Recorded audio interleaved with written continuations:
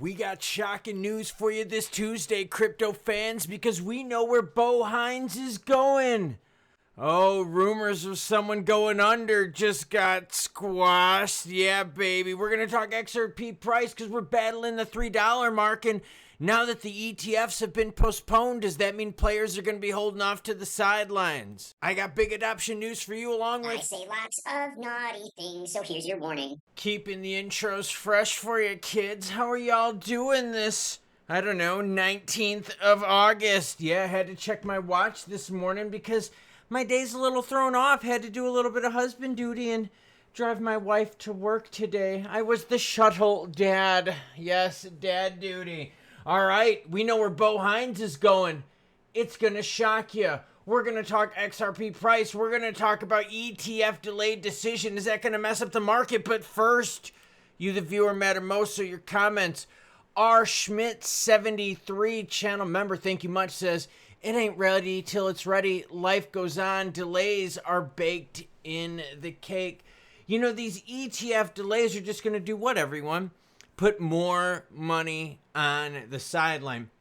Players that are waiting for regs to happen, like day one, like for regs to like go live day one, are going to sit there and just keep stacking money. It just gives them more time to build up money to put it into what they want to do. There's been plenty of things out there. Think of whenever there's been new casino projects that have wanted to launch, right? When I lived in Illinois, we had new casino projects coming in during my lifetime. We saw what happened with the projects in Indiana when they did that. Okay, so there were players in there that were just waiting, like investors that were waiting years and years and years for the laws to go in, and then they just spent their money. It's not like they weren't going to do it because of delays. No, they got in. Sorry, your comments are really, really inspiring us some good thoughts here. Noelle Blanc, one of the 7% of the females, my guess, says, Dear Klaus, you're the only one who gives us the right time of day. Thank you so much. I bring you the news, whether it's good, bad, happy, or sad. Every day of the week, I try to make you the most important. K-Bet OFC says, this makes me miss Gensler. Yeah, Atkins with his delays of the ETFs. We're going to talk about it. But first, Bo Hines goes to Tether. Oh, so for everyone out there saying, bro, Tether's gonna go under my nuts. Under my nuts. Yeah, happy Tuesday for you. Bo Hines quits the White House to join Tether. Would this dude leave the White House with all the connections, with all the insights he has to a company that's gonna go under? Hell no. Tether is like, look, we know you have connections. We know you know the inside track to the reg-a-ronies. We know you know exactly whose palms to grease, baby. And we're going to pay you a shit ton of zeros in order to do it. And that's exactly what happened with Bo Hines. Dude, this man wasn't in there that many months, and this man got paid. Looking good in the suit, my guy. I think he's 29, by the way. I think he's 29. Bo Hines, the former executive director of the Crypto Council in the White House, has made a surprising move. He is leaving his government role to join Tether. So no, everyone, Tether's not going to go under. So any fucktard out there on Twitter who's going, oh, Tether's going to go under. Everyone in the comments like, Tether's going under. Bo Hines would not go to Tether where they're going under. No, he's going there to make sure they kick ass. He's giving them the inside track.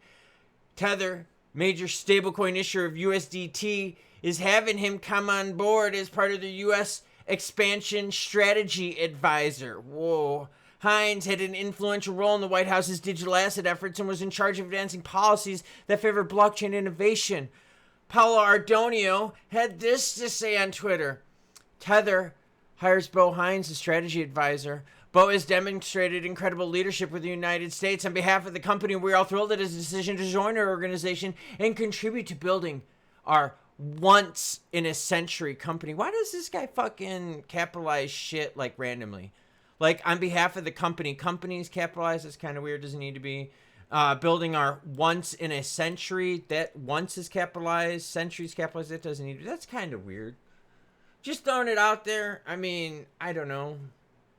Just odd words are fucking capitalized. Okay, so either way, Bo Hines going to Tether. So can we lay to bed the stupid ass posts on Twitter, the stupid videos, The comments about, bro, Tether's going under. They haven't passed an audit. They've passed plenty of audits, everyone.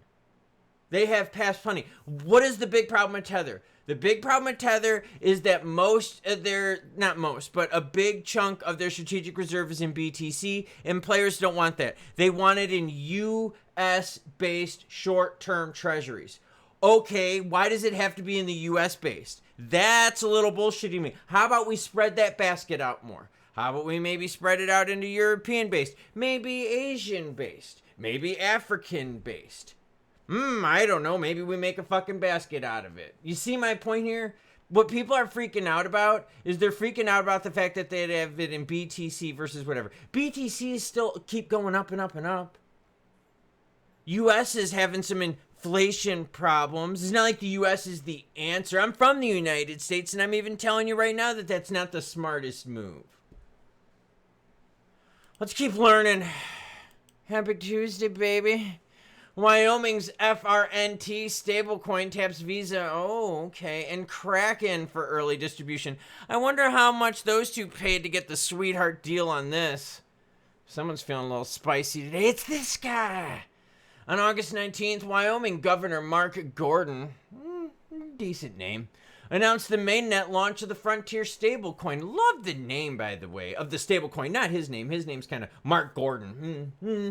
Average name, right? Mark Gordon.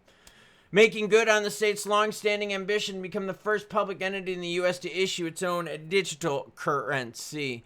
The token, fully backed by the U.S. dollar and short-term treasuries and mandatorily over-collateralized at 102%. I like that. Has been deployed on 7 major blockchains. You ready for them? You ready, baby? Here we go. Including ETH, Sol, Avalanche, Base, Arbitrum, Optimism, and Polygon. Just pull a freaking sword out and chop off my sausage. Let me read that list to you again. They are being launched on ETH, Sol, Avalanche, Base, Arbitrum, Optimism, and Polygon. Yes, definitely find a hammer and smash my junk. Okay. All right. So, I mean, Front stablecoin for Wyoming. Cool. But, I mean, I get it because we know Loomis is very much against Ripple. So, you know, she's obviously not going to pick a Brad-based chain like XRPL. Stellar obviously not getting picked. They're aligning themselves with their whole Ukraine thing was not a popular move. Just throwing it out there. That really rubbed a lot of people wrong. Just throwing it out there. So, yeah, ETH, big one out there. ETH is the biggest one when it comes to stable, so no shock there. Here's the announcement for immediate release at 5 a.m. Mountain Time. As always, in the article you see in this video, all my other videos, it's all linked in the description below. Oh, yeah, and these are real articles. These aren't like bullshit ones made up by like some of these smack monkeys out there on Twitter and YouTube. Let's talk some price action, baby, and some big market action. All right, XRP and Sol ETF delay sparked volatility. Stare exit before October. You got more than October, though, because think you still got rate cuts. And it's not like it's just one rate cut and then we're done. You got to think like the way we're going to be looking at rates is them coming down for quite a bit. We're looking at probably 100 to 150 total basis points of adjustment that need to happen within the next several years. So it's not just 25 basis points and then we're done. No, we're going to get quite a few cuts over these next years. Are they going to happen like decision after decision after decision? No, there's probably going to be a cut, pause a few, decisions, and then another cut, pause a few decisions, and a cut. You know what I'm saying? You're going to see that kind of approach, right? It's not just going to be not so unless we get the new guy in. But remember, Powell is in until I believe it's May of 2026. So we're going to get a cut, pause for a while, cut, pause for a while. Cool. We're good with that. Okay. So you got rate cuts. So it's not just this October dynamic, first of all, but all these ETFs are being kind of backed up to the back end of the year, which also lines us up for that October, November, December, and then going into January, February. Okay. So again, we're lining up to really pushing out all of these events. Again, they're not being canceled. So again, when we were talking about regs, when we were talking about money flowing in, when we were talking about your comments in the beginning where R. Schmidt said delays are baked in the cake, and I said, yeah, there's going to be people like in the casino industry when they were waiting for him in Illinois and when they were waiting for him in Indiana, there were players that just because there were delays that happened, they didn't cancel their project. That money stayed there. That money was just waiting to be invested. And once the regulatory things happened, they were, boom, able to put their money in. So you're seeing that with these ETFs too. Just because these ETFs are delayed, people aren't going like, okay, I just cancel my order. No, they're like, okay, cool. Look, we'll wait. If not, we'll put more cash on the sideline because, hey, maybe we're going to allocate 3 or 5% of our portfolio to this. Cool. We'll just keep adding 3 or 5% in cash for now. Put it to the sideline so that when that ETF does fire up, we'll have that built in as if we were, already budgeting it. Awesome. Cool. It's not going away. So it's just money that's being built up on the sideline, just being pushed further down the road. So for me, I don't really see these things as big negatives in terms of price-wise, in terms of overall money flowing to them. The negatives for me are more the delays of the decision, right? Why can't the SEC approve this stuff? Why do you build a procedure that has an automatic delay to it? That's stupid. That's dumb as shit. That makes no sense. You build a procedure that has an automatic delay. Well, then why do you have an approval process to begin with? Why not just call it, well, this is just a first review process. It's not an approval process then if you delay every one, right? I mean, that makes no sense. So, yeah, just throwing it out there. Okay, so there's that. Big market picture, right? Volume, 165 billion. Okay, altcoin season index, 43 out of 100. Okay, cool. We're good with that.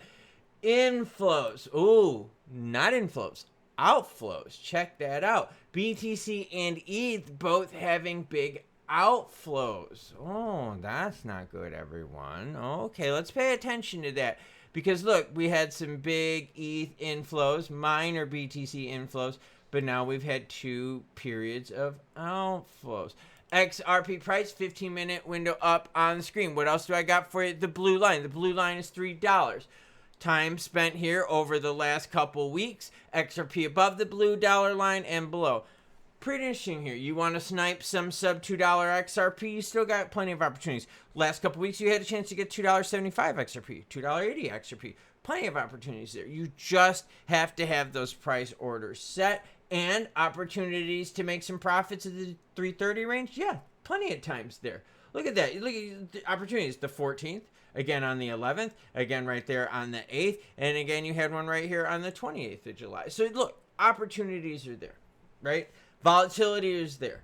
We're going to see this the rest of the month of August. We're going to see this through October. We're going to see this for a while because the market is shifting. The market's going to be going from rates, right, being really high to rates coming down to a more moderate level. And we're not at the point where we're pivoting just yet. Remember, Jerome Powell's still in the pause section. Right? We still don't have regs yet. We still don't have ETFs yet. So the pendulum hasn't started swinging just yet. But when all of a sudden Powell's like, look, we got to start cutting, or once he starts cutting, when you start seeing that pendulum swing and all of a sudden Congress comes back and they start debating it, and all of a sudden you're like, yo, we're going to be getting a vote here in a week or two, or, oh, hey, we might have enough votes here, and you start getting like the rumors getting leaked from Congress where they're like, yo, we talked, we got the votes, we can make this stuff happen. Then you're going to start seeing more optimism happen. And we're right now talking about $3 XRP. We're talking about BNB at $843, 8 at 92 cents. So those are some strong prices, everyone.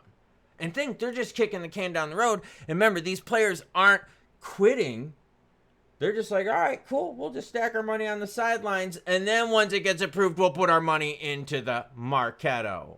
So Bo Hines goes to Tether. There you go. Was that on your bingo card for 2025 August? No, it was not. And holy crap, that should crush all the rumors about Tether going under, because my man Bo would know exactly what's going on with his connections. Now, that being said, the rest of the crypto market's hanging out waiting for the guidance, which it looks like that guidance is being pushed, kicking the can down the road, just like the old debt ceiling talk. So way to go, United States. And yet people are freaking out that Tether has their backing in some BTC rather than US-based stuff. Yeah, except the US keeps kicking the can down the road. The US has inflation problems. The US has corruption issues.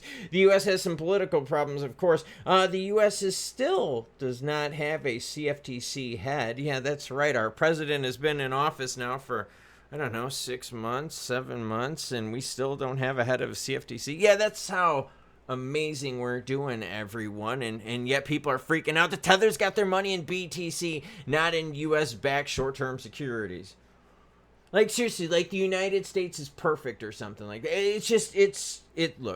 It's a bias. It's a whole thing that media does out there to get you to think that Tether is bad. Oh no, Apollo is bad. No, it's just bias. So no.